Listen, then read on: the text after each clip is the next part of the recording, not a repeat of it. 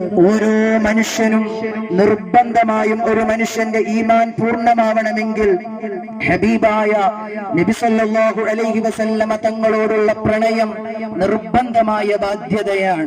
നമുക്കെല്ലാവർക്കും അറിയാം, ഒരു മനുഷ്യൻ പരിശുദ്ധ ഇസ്ലാമിലേക്ക് കടന്നു വരുമ്പോ കേവലം അഷ്ഹദു അല്ലാ ഇലാഹ ഇല്ലല്ലാഹ്, അല്ലാഹു അല്ലാതെ ആരാധനക്ക് അർഹനില്ല എന്ന് പറഞ്ഞതുകൊണ്ട് മാത്രം ഒരു മനുഷ്യൻ ഇസ്ലാമിലേക്ക് കടന്നു വരുന്നില്ല.